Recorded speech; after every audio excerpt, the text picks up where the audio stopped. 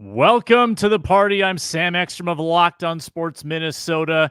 Key matchups for Vikings 49ers, and can the Vikings win for an 8th straight time at home against San Francisco? I'm Luke Braun of Locked On Vikings, and Chris Sims has declared war on me. That's excellent news. Hi, I am Arif Hassan from the Wide Left Substack. I think I declared war on another draft website. Luke Inman at Luke_Spinman. My fantasy team needs Christian McCaffrey to play this week, which means I can almost guarantee he will be inactive this Sunday. Locked On Sports Minnesota Podcasts. It's endless Minnesota Vikings talk with the diverse voices of your local experts. It's time for the Minnesota Football Party. It's your guys hanging out talking next level Vikings football. So join in with Arif Hassan, Locked On Vikings Luke Braun, Superior Sports Talk's Luke Inman, and Vikings insider Sam Ekstrom, plus the biggest names in Minnesota football for the Minnesota Football Party. And it starts now.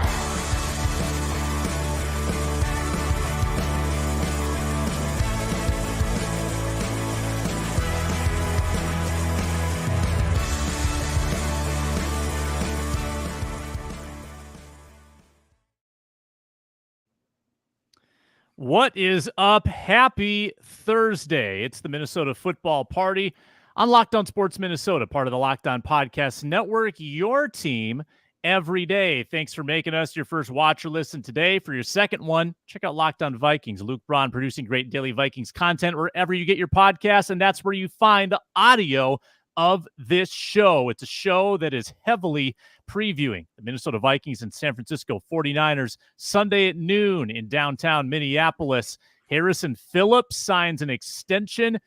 Good, bad move by Kwesi. We'll get into that. And are the Vikings more likely to finish the season with a top 5 offense or a top 5 defense? We answer that hypothetical and speak with Ron Johnson all on this morning's live show, which is brought to you by Prize Picks. It's the best way to play daily fantasy sports. Go to prizepicks.com/LockedOnNFL. Use code, all lowercase, LockedOnNFL, to win $50 instantly when you play $5. Vikings, Niners, Kevin Harlan on the call on Sunday. Both teams 1-0. This is a nice little early season matchup for the home opener. I don't think Vikings fans expected Luke Inman to feel this good going into a week 2 matchup with the 49ers. You're thinking, we're going to start 0-2. This is disastrous. 0-2 teams never make the playoffs. And now I think people are legitimately talking themselves into maybe a 2-0 start, maybe a little upset action on Sunday. 0-2? I know there were people who thought if the Vikings don't win week 1 versus the Giants, they could legitimately be 1-6, 1-7 with that schedule. So, yeah, a lot of optimism. Obviously, you're hoping for a bigger sample size. This is going to be a great litmus test to really see. So much weird stuff happens week 1. We still don't really know the ebbs and flows yet of how this season's going to unfold. But, this is really going to be the good litmus test. Obviously, the Niners looked in midseason form on Monday versus the Jets as well. But you can say the same for a lot of different variables and just kind of aspects of the Vikings team, specifically the defense on Monday as well. They look like they were in midseason form as well. So it should be a great litmus test, but you're right. A lot of encouragement just getting out of week 1 with the dub. And it wasn't like one of these old fashioned Vikings wins we've seen the last 3-4 years. They won by multiple scores for the first time too. So that gives you a lot of encouragement. Still think there's a lot of questions that need to be answered. But again, you just take this thing one thing at a time. This is what's in front of us, and this is what we're going to dissect. So far, so good. You're right. Yeah, Luke Braun, you were saying just before the show how like all the matchups are different in this one. Yeah, it's so different from last year. Yeah, run through it quickly, because last year a bunch of guys were hurt, and now this year some different guys are hurt. So we're not really seeing the true versions. Yeah, because last year no Jefferson, if I recall, no Deebo Samuel, no Trent Williams, right? But they had Christian McCaffrey, who was hobbled, fumbled, by Dean Lowry, by the way. Yeah. All people, like what? What a pull. Sure. Yeah, why not, dude? One Dean Lowry Viking is going to be really funny in like 4 or 5 years. We're not going to call you on it. Yeah.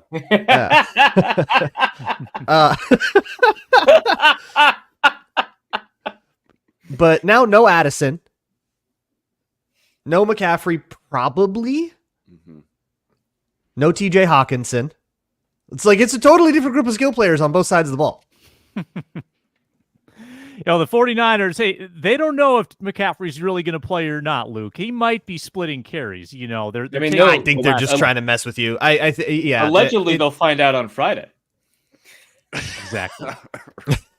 Jordan Mason has the game of his life, and he's in the meat grinder because he told the truth. I feel so bad for him, man. Poor guy.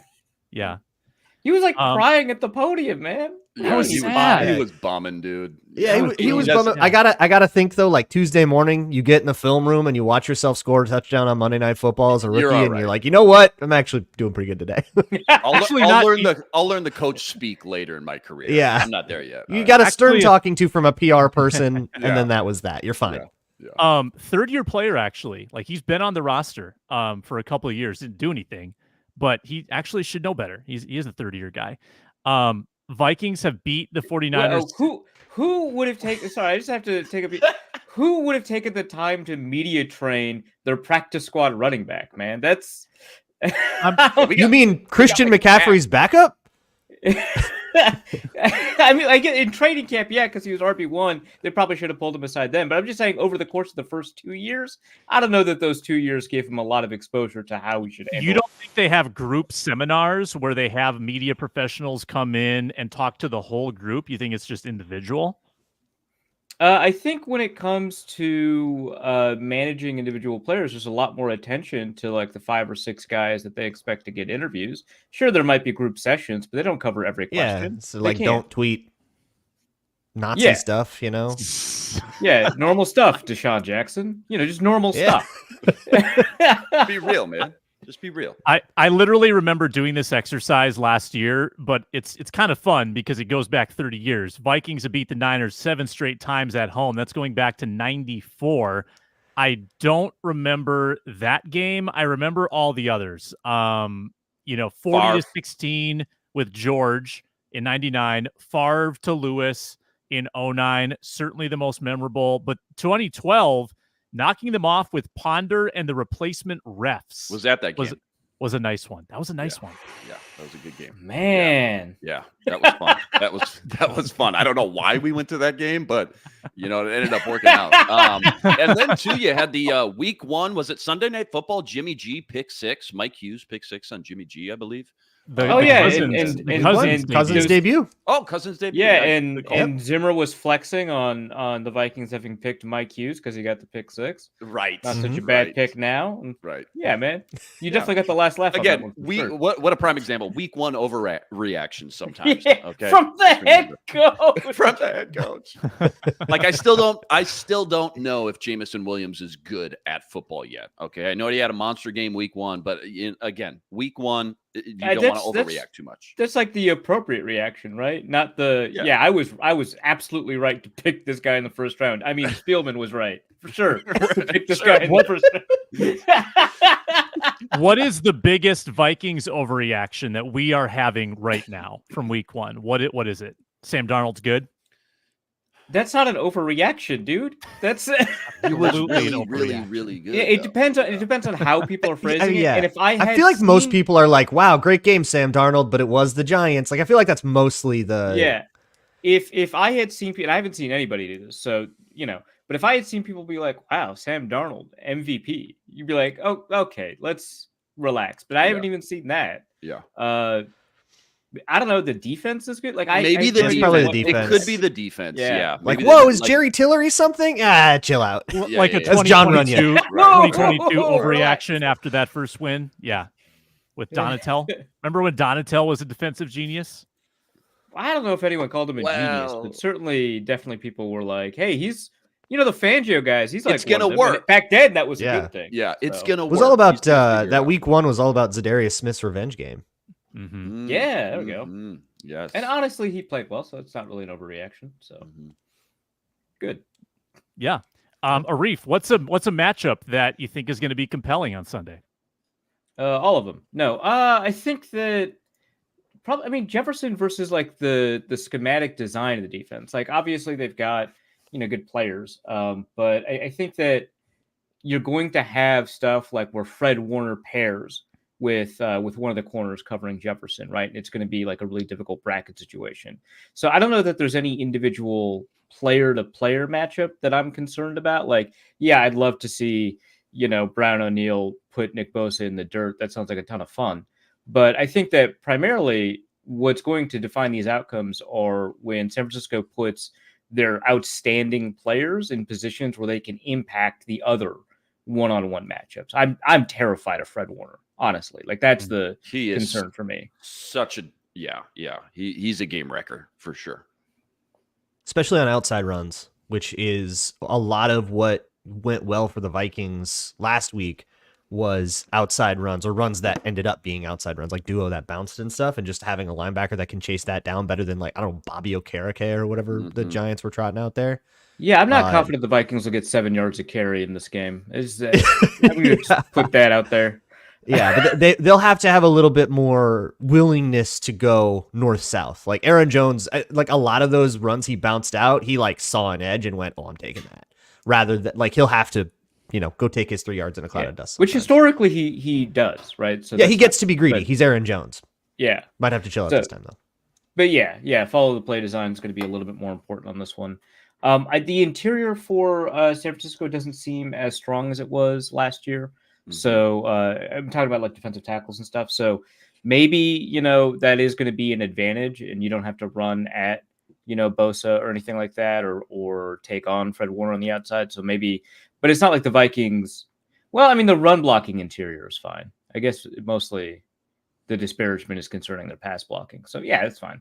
I got last year's box score pulled up. Fred Warner, and this is normal. He usually leads the team in tackles, but 13 tackles last year in that game versus the Vikes. 13. That's just like a normal, just night at the office. 1 tackle for loss. 1 huge pass deflection, I remember, on 3rd down. Can't remember who he was targeted to, but I had Fred Warner at over 3.0 assisted tackles last week. Oh man.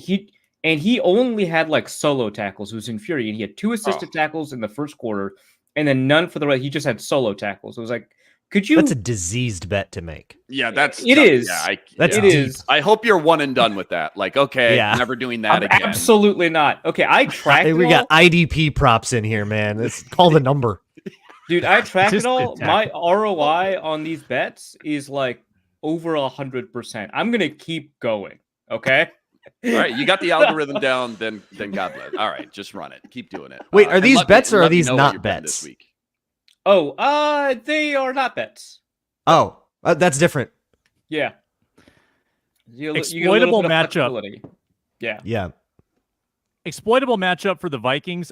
They kind of took Colton McKivitz's lunch money last year, and I'm not convinced that he's a great tackle yet. I mean, he's had 1 year as a full-time starter. Last year, they didn't have Williams to contend with, so they could kind of attack on both sides of the line. Whether it's Van Ginkel or Grenard, I'm watching the McKivitz side of things, and that's probably where Kittle's helping out as well. They've got the tight end in there with a little assistance, but I think that's where that might be the weak spot, because Dominic Pooney is landlocking the interior. Did you see him on Monday? Dude, they were going third-round nuts rookie about him from Kansas is an absolute bulldozer in the run game. Yeah, we'll see. No, he played really well, but he's a rookie, 1-game sample. I'm not sure. Trent Williams, obviously very good. The rest of that offensive line, again, we'll see about Pooney. I really liked him coming out of the draft, so him being good is a win for me. So I'm not going to push back against that too much. But the rest of that offensive line is relatively weak, especially compared to what San Francisco's historically been able to do there. And so there should be some opportunities. And like the thing about, having 2 good offensive linemen is that that's never enough, because defenses get to pick their matchups on that one. So, hopefully the Vikings will concentrate a lot of their firepower on like McKivitz and Burford and Banks and so on. I just think big picture, like Flores versus Shanny. I think ultimately that's going to dictate. That's fun. And it's fun. I like that. Yeah. We always look for storylines throughout the week. Like Flores kind of just peaking right now as this defensive coordinator mastermind. And then Shanny, who we know is a wizard. Obviously, you don't have to go back very far to, see what this could look like now. Again, last year they forced 3 turnovers They put, a lot of stress on Brock Purdy. He was only sacked once, but they blitzed him 13 times, which actually 13 blitzes for Flores isn't like a ton. They pressured him on 8 dropbacks. I don't think there's going to be only about. Go ahead. I don't think there's going to be a ton of blitzes in this game, relative to what Flores normally does. Yeah, based off last year's game, I think you're right. Also, you just take a look at Purdy historically against the blitz, which, I mean, these are not necessarily super stable numbers, but it's been true every year. Yeah. He's better against the blitz than he is good against, standard rushes. Yeah. Now that every blitz is a little bit different, so you got to take all of these stats with a grain of salt. But I do think that generally speaking, he does a pretty good job of defeating blitz by attacking replacement rushers and stuff like that. So there's a difference between, if I recall, the reason that Flores would or wouldn't go super hard on the blitz last year is the difference between quarterbacks who respond to the blitz by checking down or by, offenses that respond with like perimeter screens and stuff. They go at them all the time and essentially say, okay, great, you now have a 2-yard A-dot offense. Good luck. And that was how they got the Raiders. That's how they kept the Bears out of the end zone for a whole game. That's why it was a good idea to blitz Herbert the whole game. People were really upset about that. Yeah. But you look at that, Herbert was worse against the blitz versus the Vikings than he was on a standard dropback. So they just shouldn't have manned up. Yeah. Well, that and Caleb Evans knocks the ball, makes a great diving play, and the ball goes. Yeah, into then the hands. Weird luck of that doing? game. Yeah. What are we doing? But if you're a quarterback that pushes the ball downfield still against the blitz, which Brock Purdy does, he will not shorten the pass game. That means he's actually good at, like what Arif said, at finding the hole that the blitz vacates and attacking that. The 49ers are really good at that, and that is a pretty good reason to back off it. And just looking at it last week, Daniel Jones is a, let's just throw this to the perimeter screen kind of quarterback, and they blitzed a lot, but not Flores a lot. Mm-hmm. And they trusted, Grenard to go win their, and Van Ginkel to go win their one-on-ones. And that worked. Yeah, Pretty and in funky, plays where... just quick add-on. Funky discrepancy in the blitz numbers. PFF had the Vikings 38% on blitz rate. PREF, Pro Football Reference, 24.5%, which is a strange discrepancy. It felt more like 24 to me than 38. It felt like they dropped a ton. Yeah. And by the way, 49ers, second lowest blitz rate of all teams in week 1, only 3 blitzes against A-Raj. I think it's interesting, too, just looking at these ProRef numbers from last year, is that, again, like you said, at least on ProRef, okay, they blitzed him 13 times. They pressured him 8 dropbacks. That's right around 25%, like you said. If anything, you'd love to see that pressure number go up. But they must have been doing something pretty good on the back end, because 20% of his throws on here, it says, were charted as inaccurate or bad throws, which, that's not a small number for an NFL quarterback on any given week. 20% of his throws were inaccurate or bad throws. So they must have been doing something to confuse him on the back end with different coverages and looks and things like that, too. So 2 notes. One, I just find that discrepancy super interesting. Now, Pro Football Reference has always had lower blitz numbers than PFF for whatever reason. It's just on average, those numbers are much lower.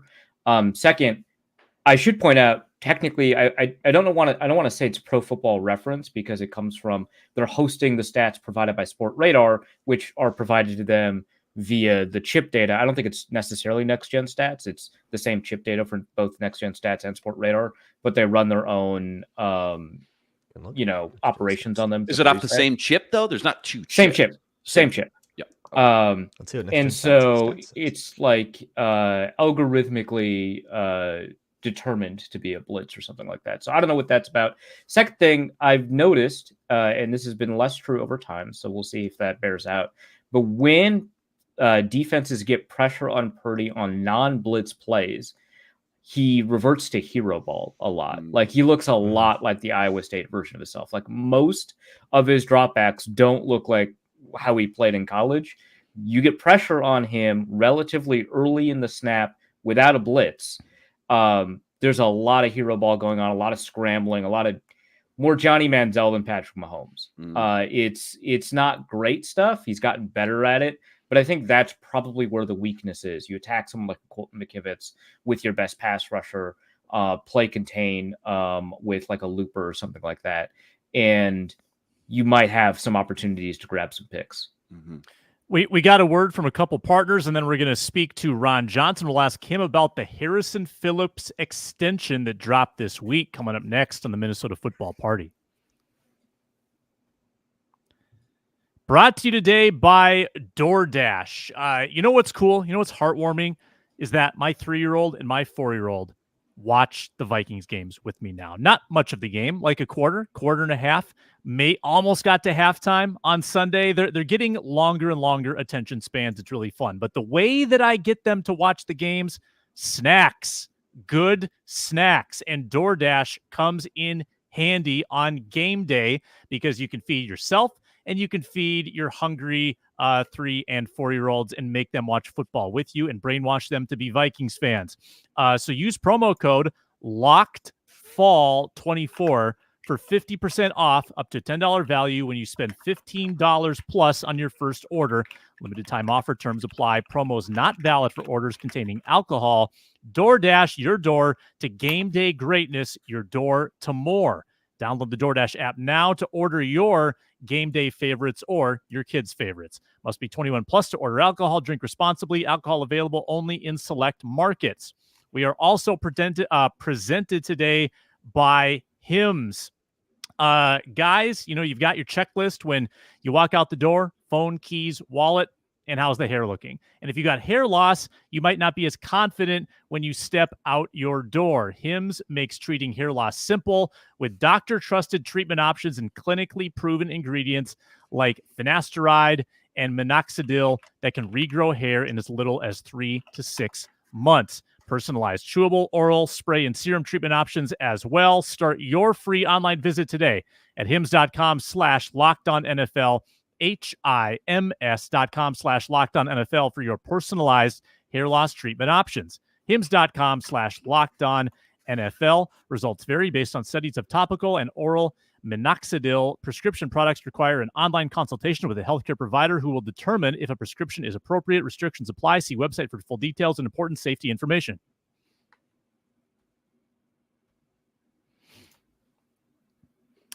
As he does every Thursday. Sam, you nailed the end of that. As a professional fast talker, I was total impressed. robotic mode. Killed it. That means a lot coming from you, Arif. Thank you. Ron Johnson joins us now. Host of the Ron Johnson Show had a cool exclusive with Gophers wide receiver Daniel Jackson yesterday. Very good stuff. He's at 3Ron Johnson on Twitter/X. Good to see you, Ron. I got 2 questions for you to lead off. First, I want your reaction to the Harrison Phillips extension. 2 years added on to his deal at defensive tackle. It just means that he did everything that they thought he needed to do in order to be a piece of this defense. And when you look at what Brian Flores is putting together, honestly, the middle has always been a question mark. Now, the Giants' run game I don't even think they had one. So maybe it looked really good. I think the 49ers game, I would have, if it was extension based off performance, I would have waited to after the 49ers game to see what that run defense looks like. But no, I think getting him in there under that price, if you feel like he's the piece you need, you do it. Because we know there's some other extensions coming up, some other re-signings coming up within the next year or two. And so you don't want to put yourself in this Jamar Chase issue, sitting back waiting on the next guy to be able to do it. One more for you, Ron. I'm curious if you have an example in your college career or pro career where you were on a winning team, and the crowd was booing your opponent in their own stadium, similar to how the Giants fans booed the heck out of New York on Sunday. Have you been a part of that, and how good does that feel if you're on the winning side of it?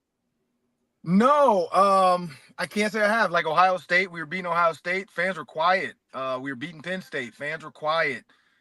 Beating Michigan State. Fans were quiet. It was never boo. I don't think I've ever seen. And honestly, it's probably because all the quarterbacks we played against were really good. I've never seen that level of disrespect. The only time I've ever seen a boo, and it was more of them booing the coaches, were the Eagles. And it's because they hadn't taken the time to get the field prepped, so the Ravens didn't want to come out and play the game. So the fans were booing the coaches, but not they weren't booing Donovan McNabb. So it's I've never seen that. Hey, him and T.O. had a good time together for at least a year or two. Oh yeah, they were pretty good. Well, it's Philly. Everybody gets booed eventually. I was like, that's the thing. I was there the first Donovan McNabb deep ball to Terrell Owens, and Terrell Owens scored and did he did like 7 celebrations. He did the eagle fly over the football. He did the Ray Lewis dance. I mean, it was nuts. But yeah, then we know what happened a year later. So it is what it is. Or sorry, 2 years later. It was 2 years later. It didn't happen right away. It took about 2 years. Inman, what do you got? Yeah, Ron, I came away pretty impressed with just how well the defense was kind of gelling. They looked pretty cohesive, just considering, all those new pieces in the back end. Shaq Griffin, Stephen Gilmore, they were out pretty much all of training camp. We all remember it took a while for this defense to get going last year and figure it all out. As a former player yourself, though, how many games, how many reps do you think guys like Gilmore and Shaq Griffin specifically are going to need to feel like they're totally comfortable in this scheme, just knowing how much it entails?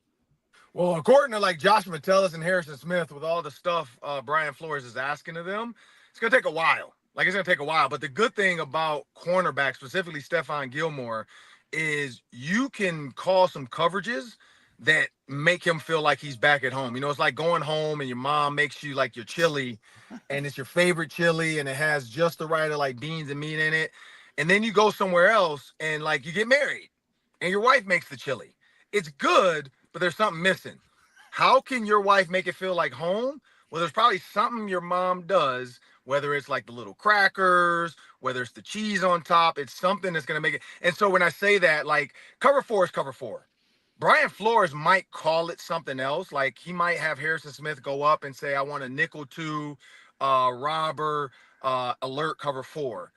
He might just be able to say, hey, Stephon, hey, man, it's just cover 4, bro. Like the alert, don't worry about the alert. Just play cover 4. So there's little things like that where I think Flores is smart enough to be able to get the best out of what he needs out of these guys, because what you don't want is what you saw from the Giants, which is you're in cover 2 or you're in cover 4 and you're covering Justin Jefferson running a corner route and you still don't understand why you're supposed to cover Justin Jefferson. So that's what you don't want from Stephon Gilmore, is like the guesswork of like, are we in 2? Are we in 4? Am I supposed to be the deep third right now? So it's going to take a little bit of time to get used to like the moves and the shifts and like, why is Josh Metellus playing linebacker right now?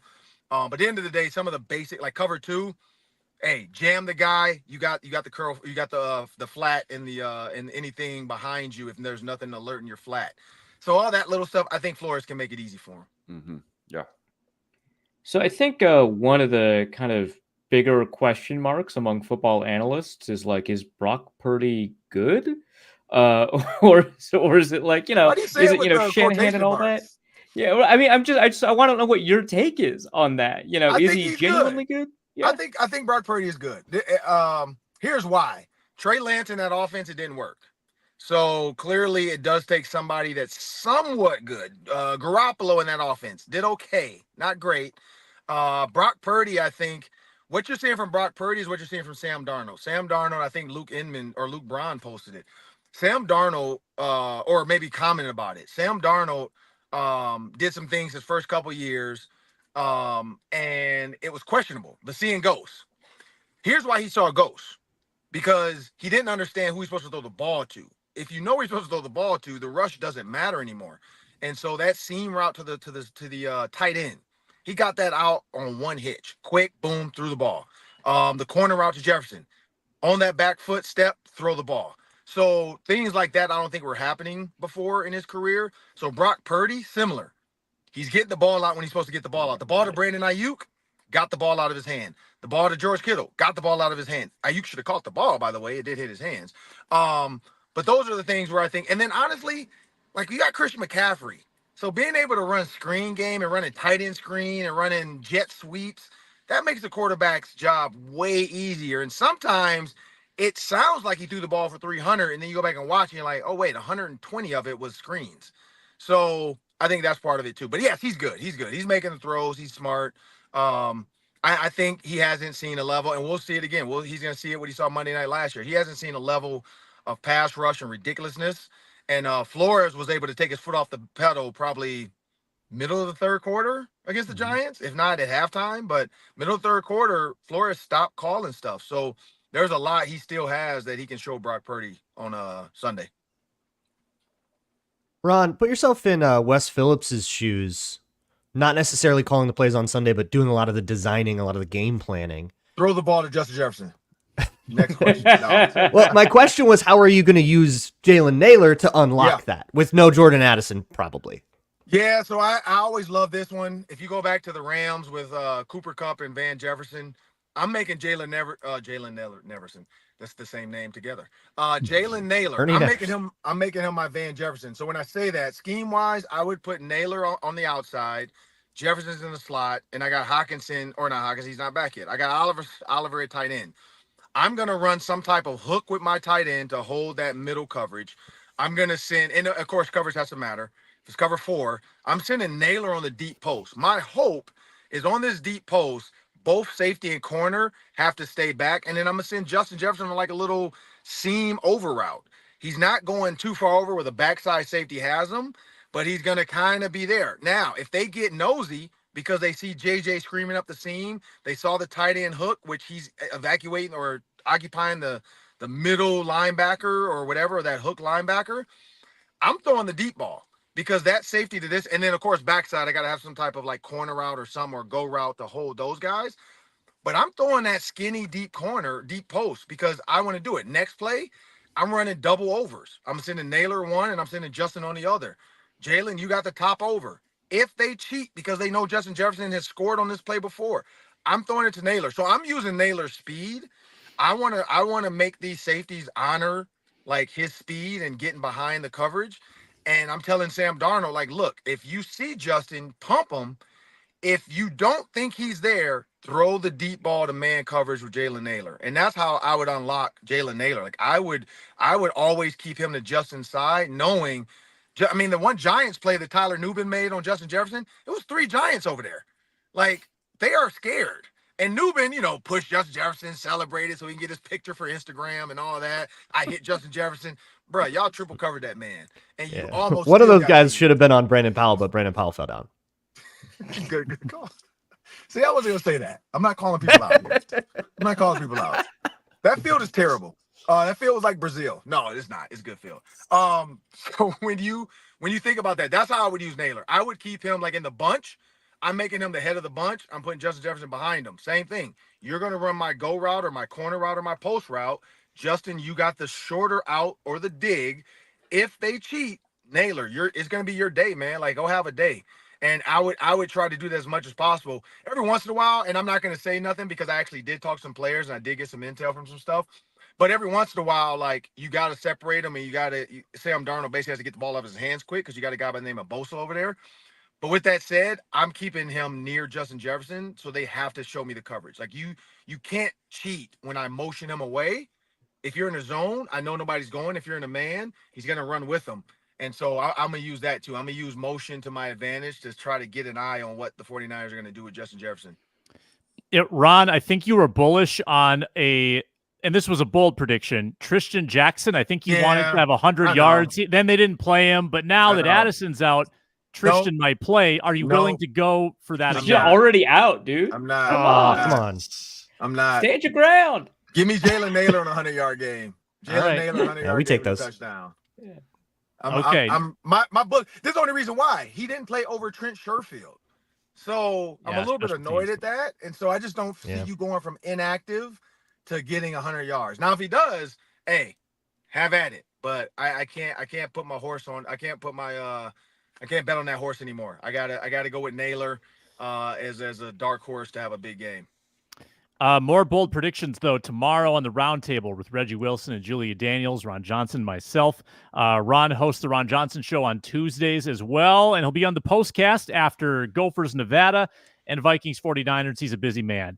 Thanks, Ron. We'll talk to you next Thursday as usual. Good stuff. Appreciate it. Ron Johnson joining us. When we return, a 4-minute drill for these fellas. Are the Vikings more likely to have a top 5 offense or a top 5 defense this season if you had to choose? That's coming up next.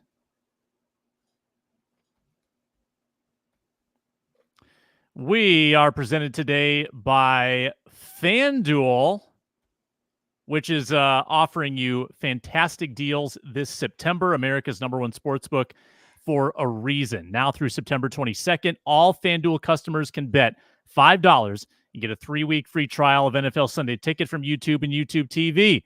With a YouTube TV base plan, you'll be able to watch every regular season Sunday out-of-market game. All you need is a Google account and a current form of payment, and you can cancel anytime. If that's not enough, check out FanDuel's Profit Boost in the app and use it for FanDuel's Double Your Winnings for all of Sunday, September 15th. Pre-game money line bets. Profit Boost will be live starting Thursday, September 12th. That's today. View your account page now to learn more about your boost. Check out that Vikings 49ers line as well. The Niners getting some money on them. They're -6.5.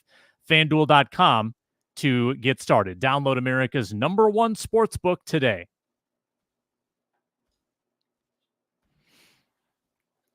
All right, before we make our week 2 bets, I've got a 4-minute drill. Start the clock. It's time to execute the 4-minute drill.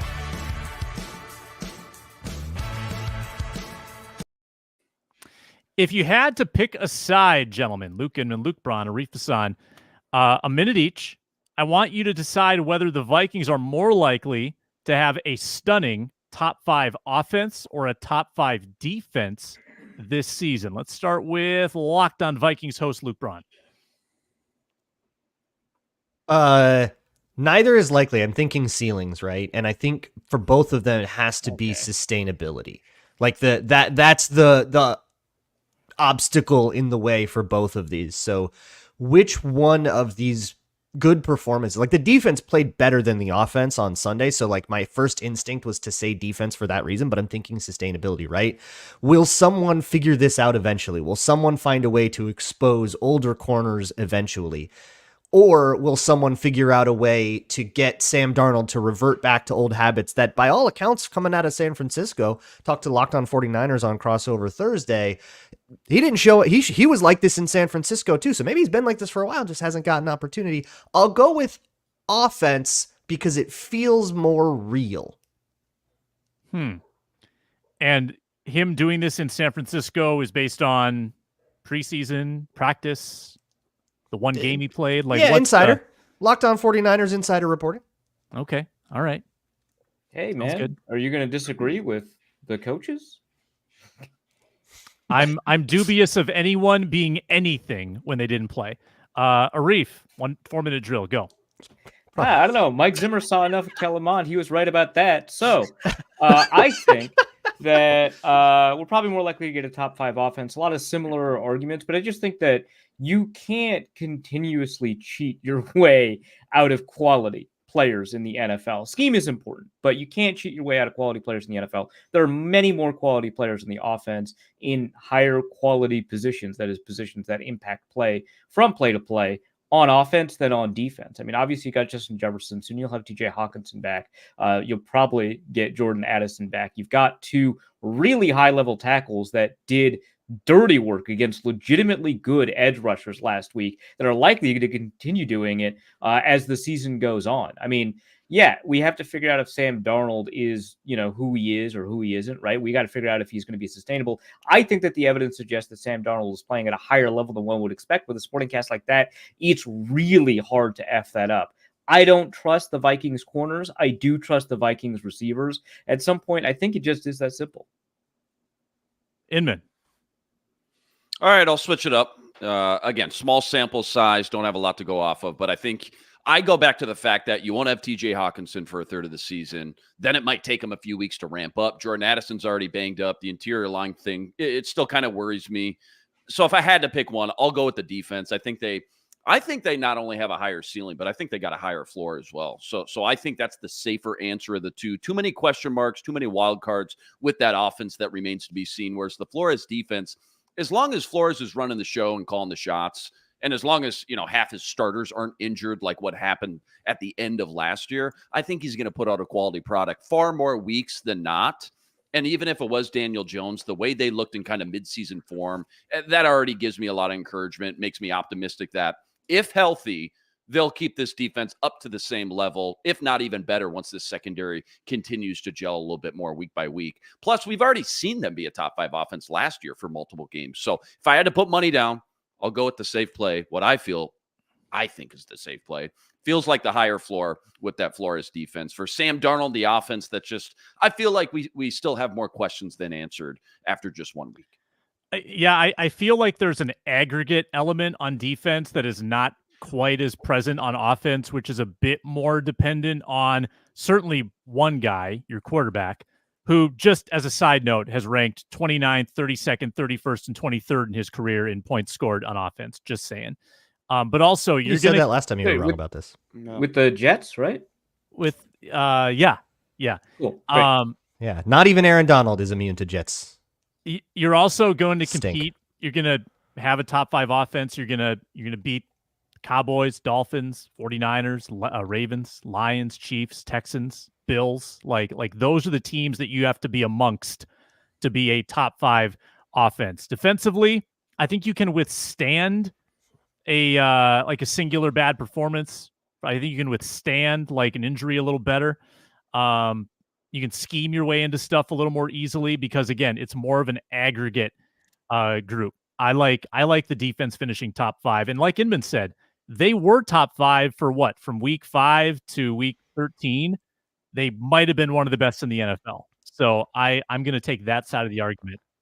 I think it's an interesting talker, though. Before we make bets, I do want to get a little bit of Harrison Phillips take. Maybe just consider it another 4-minute drill, a minute each.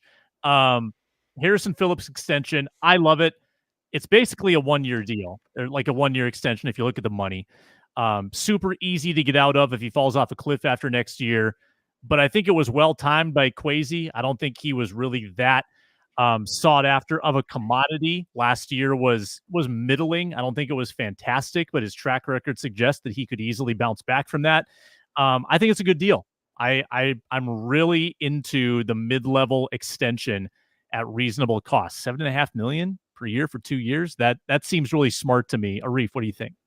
I mean, I like it. I think the primary thing here, I mean, obviously you do add a year, but I think the primary thing is I think the Vikings added $3 million of cap space. They were number 31 or 32 in cap space in the NFL. I think that's actually the primary motivation. It's a good thing to extend a good player who is not as old as people seem to think. He'll be 30 in 2026, right? Like he's fine from an age perspective. And nose tackles age more gracefully than a lot of other positions, despite the hits that they take. So there's also that. But yeah, no, I think it's a good deal for the Vikings. Maybe Harrison Phillips could have gotten a little bit more. Strikes me as the kind of guy that doesn't try to extract as much money as possible out of a contract. Maybe he should consider it. But I do think that the Vikings are in a better position now than they were a week ago with regards to their contract situation. I like that they've got him locked down for another year. He was really, really effective on Sunday. Don't think he'll be that effective again for a while, and that's fine. That was maybe the best game of his career in a Vikings uniform. You don't have to do that every week. So I think that he adds a lot to a team that just doesn't have a ton of talented defensive interior players. And again, he's relatively young for a guy now on technically, I believe, his 3rd contract. So, yeah. I think on Monday's episode, I jokingly said he looks like he's playing for a new contract. Like he was playing with his hair on fire in week 1. Did I actually think they were going to extend him after 1 week? Absolutely not. Like, I don't think anybody really saw that coming. An in-season extension just doesn't happen a lot. But, I know Cam Bynum was rumored to maybe be this guy. Like, if they were going to do an extension right before the season, maybe Cam Bynum's name being flown out a lot. Maybe we should have put Phillips' name in this discussion a little bit more, too, because he is a big piece of this defense and what they want to do. And I remember when they brought him over from Buffalo. And at the time, I remember the Bills rotated a lot of their D-line in and out most games. That was just kind of their style. So you never really got this huge sample size or saw him play, 50, 60 snaps in any one game consistently. But you saw the potential of a guy. If he was given a bigger role, he looked like the part of a nice foundational piece of what really could be any defensive line. Got some good versatility, can line up inside or outside, which obviously, Flores likes any guy with versatility. But I think the more we watch him now, this last season, and then this first week in week 1 versus the Giants, when you keep him strictly in the middle at that no spot, he's really been kind of the bet. Like that's where you're getting your money's worth, I guess. And that's where I think that they'll continue to use him the most, because he did look like he's kind of upped his game and taken his game to the next level when he's been able to just hone in at that nose spot. By the way, too, this is what it kind of looks like when you don't have a $45 million quarterback, I guess, too. Like these are the moves you get to make, go extend a dude before week 2. I already feel like we're starting to see some of the benefits of this Kwesi blueprint a little bit when you go from a $45 million quarterback to a $10 million guy and a rookie. They're just going to have more money to play with, not only this year, but next year as well. So that's super encouraging too.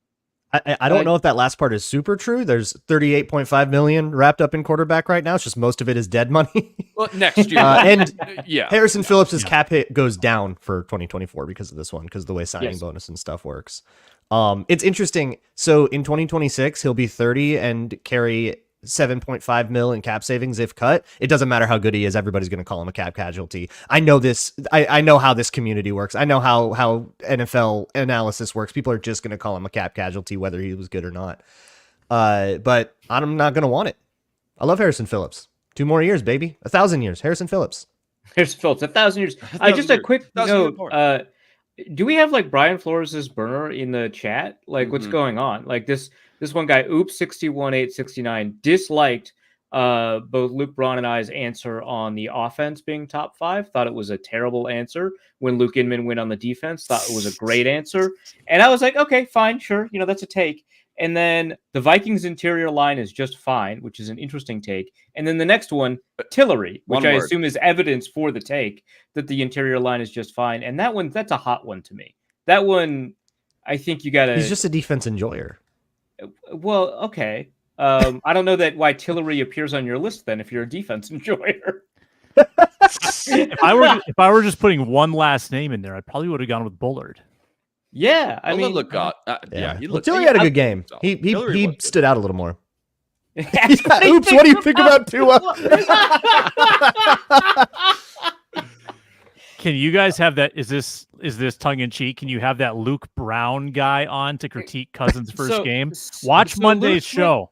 Luke had a tweet that I think I hesitate to call it viral, but it was popular into some random. So circles. The tweet did not go viral. Right. A TikTok referencing the tweet went viral. Funny. Okay. This was a tweet, by the way, that I fired off at about 2:30 a.m. in a state of delirium on Sunday after West finishing Coast all of time. my work. Finally, West Coast 2:30? West Coast 2:30. And I was very tired after finishing covering all of my game stuff. It was Monday morning, so after the game. And I was like, oh, finally I can go look at what happened with Kirk Cousins. And then I was very surprised to find that his alignment and therefore drop back process was different than it's ever been. I was very surprised by this. I wrote a whole article over at Wide Left about that, as well as Caleb Williams and Sam Darnold. So he's lining up with even footwork, and he's just standing straight up and down, even feet. He looks like a kid coming into your bedroom in the middle of the night and being like, "Mom, I threw up." So I said he's rocking the "Mom, I threw up." Grabbed some people's attention. Yeah. This confused Chris Sims and whoever's on his podcast greatly when this finally reached all the way to that show. And TikTok, which I do not have on my phone, still found a way to ruin my life. Yeah, so the guy on TikTok was like, hey, this footwork's all screwed up. And at first I saw this TikTok. I was like, oh my God, they're stealing Luke's take. What's going on? That's the same screenshot. They're just stealing it. And then they attributed him, but they called him Luke Brown. And I just feel like Braun is a common enough last name that probably it's a brand of the only other grooming products. The only other last name of that spelling that I know in culture is the Nuggets bench guy, and his name is Brown. Christian Brown, bench guy. Okay. That's right, but that confuses me because of how often I've seen Braun pronounced Braun. Well, suck at that guy. Game 7. Ryan Braun, the Brewers slugger. Yep. Is your only reference to pop culture just sports? Is that? Oh, for sure. Okay. I don't know. That explains a lot more, I think. Yeah. Let's make some wagers.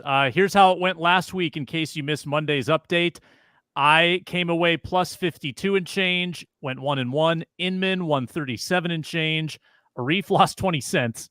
Braun Braun/Brown went 0 for 2, lost $50. Again, we start with 1,000 mythical dollars, increasing minimums and maximums. We make one spread/over/under bet and then one prop from the Vikings game. I am the starting selection this week, and just in a karmic bet against Deshaun Watson, I'm going to go Jags -3 in their home opener at -110. I'd like to win an even 100, so I'm going to bet 110 on it. Again, minimums this week 20, maximum is 200. Luke Braun, you're next. I am all in on Zimdication. We've got Mike Zimmer dunking on Kevin Stefanski week 1, proving a point about how he shouldn't have been considered for replacement in 2019. Well, guess what? He's got Clint Kubiak next, the offensive coordinator that he believes cost him the job. Cowboys -6.5 at -104 when I looked at this. Yes. How much? Yep. What's the minimum? 20. 40. Double the minimum. Ooh, doubles the minimum. Inman. Let's see. Bo Nix was not good. The Broncos aren't good. Steelers defense looks good. Maybe a top 3 defense. Steelers 2.5 over the Broncos in Denver, -115. Give me that for 15. No, I'm sorry. Give me that for $50. This over-under is only 36.5. It was kind of tempting, but yeah, give me the Steelers 2.5 -115 over Denver. 50 buckaroos, and that's a -2.5. All right, Arif, you get the snake 2 in a row. I'm a little surprised that no one took any of the Vikings props first because I had difficulty finding them. There didn't They seem to aren't be fully fleshed out yet. Yeah. Yeah. So good work, everybody, for allowing me first crack at it. I'm probably going to ruin it by taking a bad one. Justin Jefferson, anytime touchdown, +135, doing it at the minimum, always, of course. And then this one's tough. I'm deciding between 2. You all picked game day one, so I can just discuss this openly. But I was thinking Rams 1.5 versus the Cardinals at -115, or Giants versus Commanders under 42.5 at -105. And man, I think I want to take that one, actually. Giants versus Commanders under 42.5 points, -105. League scoring is down. I don't trust Daniel Jones. Jaden Daniels got almost all of his production on the ground. That I think is a lot less sustainable without at least a passable passing game. Doesn't seem to have that. So under 42.5 points at -105. Again, the minimum $20. Got it. Back to Luke Inman. Okay, I'm going to go with a player prop anytime touchdown. And I got to tell you, if you guys watch that game back, you know Johnny Munt was open a few times. Give me Johnny Munt Oh, let's anytime go. touchdown +500 for $20. Johnny Let's Munt, go. market. Let's go. Let's get weird. 20 to Week win 2, a hundo. Let's get weird. Yeah. So love the only props up at FanDuel so far, as of this recording, are touchdown props and passing props. Yeah, not So we're going to be taking touchdowns, Yeah. I think. So good work. Oh, yeah, I'll take the Aaron Jones one, +115. I'll put them in on it. I That's don't really good. like anything. So we've got Jefferson. We've got Munt. We've got Jones. And I'm going to take – I think this is a game where Darnold will have to throw for 4 quarters. I don't foresee him taking the 4th quarter off. I think that lends itself well to multiple touchdown passes, and I like the plus money, +144 on over 1.5 TD passes for Darnold. I will take that. And how much? I will put 50 on that. So that is over 1.5 TDs for Darnold, +144 for 50. Nice to play with the lead. Nice to play with the lead when you're in the betting contest. So those are locked in. We will update those on Monday's show following Vikings 49ers. Check out the postcast with the postcaster General Luke Inman after the game with Ron Johnson and Luke Brown. That's a thing now. That's a thing. that's a bit. It's been, a lot of people do this. It's fine. Oh, do people mispronounce your name, Luke? I wonder what that's like. Whatever, Arif. Arif. It does. I do need to keep calling you Bron though, because it plays into my bit where I say like it's Hassan, Bron, and Ron when Ron is on. I like doing that too. We have a great lineup for the everydayers who tune in all the time. We're live Mondays and Thursdays. We've got the Ron Johnson Show Tuesdays, Roundtable on Fridays. We're going to start doing a little Wednesday football special as well. So stay tuned for that. here on Locked On Sports Minnesota. Hammer that subscribe button. We'll talk to you Monday.